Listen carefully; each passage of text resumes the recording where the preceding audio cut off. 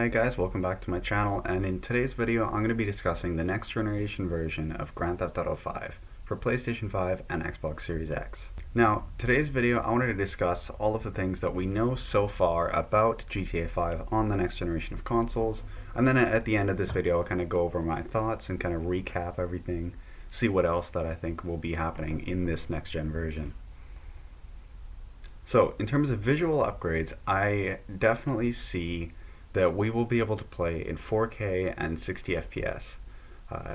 In current gen consoles, GTA 5 runs at 1080p and 30 FPS, and that's just not enough for a next generation console, and that's why, it's pretty much confirmed at this point that GTA 5 will be releasing in 4K and 60 FPS for PlayStation 5 and Xbox Series X.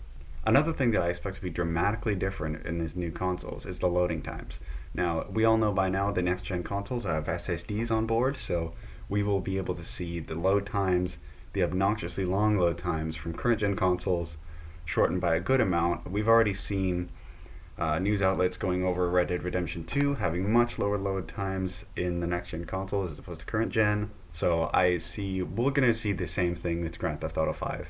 Another thing that I expect will be a release date in the middle to end of 2021. So Rockstar has pretty much confirmed this already. They said that it'd be coming in the second half of 2021. I'm expecting somewhere around September, October.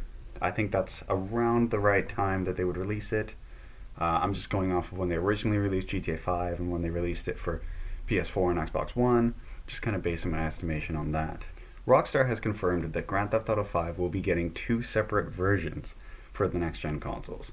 There will be Grand Theft Auto 5, which is, I'm guessing, just the story mode, and then there will be a standalone version of Grand Theft Auto Online coming in 2021. Now, what I think this standalone version of Grand Theft Auto Online is going to be is it's going to be just Grand Theft Auto Online. You'll have to pay for it on its own, although they have said that it will be coming for free for the first 3 months to PlayStation 5 owners, which is cool, but it will be a separate paid expansion for GTA 5, a completely separate game. This is slightly worrying as we are not 100% sure what this next-gen standalone version will be. If there's tons of new content and it's basically a revamping of GTA Online, I think this is a good thing, but if it's just GTA Online and they're just going to keep updating it with the same level of updates, then I don't see it being worth the price.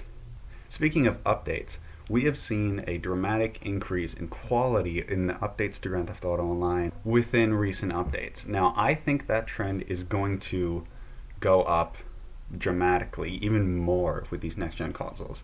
We have a lot more processing power at a horsepower on board these new consoles, so I'm really thinking we're going to be pushing the limits by expanding GTA Online to its absolute limits.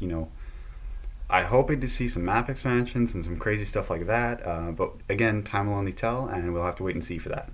Now, GTA Online, when it releases as a standalone update, will be a timed exclusive for PlayStation 5.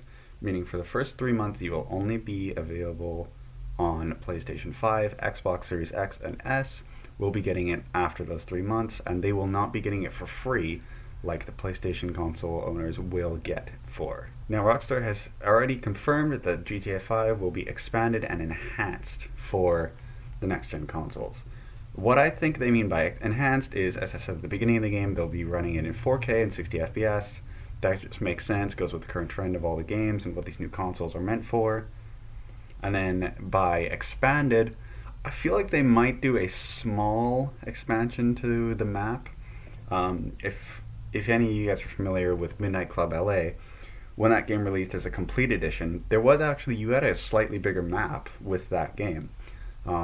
So I feel like we might get a very similar thing happening with GTA 5 on the next gen consoles. So my thoughts on GTA 5 releasing on the next gen consoles. I think it's a good thing and a bad thing. Let's start off with the good. I think that it's going to make GTA Online, and I say only GTA Online because I think the story mode is done. Rockstar's unfortunately not going to be adding anything to the story mode, which is a real shame, but the trade-off is we do get tremendous updates for GTA Online, and I think that's going to just continue to get better and better. But the downsides is we're not going to be seeing another GTA anytime soon. GTA 6, or whatever it will be called, probably be releasing 2023 or 2024 at the earliest. I mean, that's how I see it. If any of you guys see different, let me know. But just going off of everything we know so far, I think that it'll be a long time before we see another Grand Theft Auto game. Alright guys, so this ends this video on GTA 5 and next gen consoles. I really hope you guys enjoyed it. If you did, leave a like. If you didn't, leave a dislike. And subscribe to my channel, that would be amazing. And thank you guys so much for watching. Peace.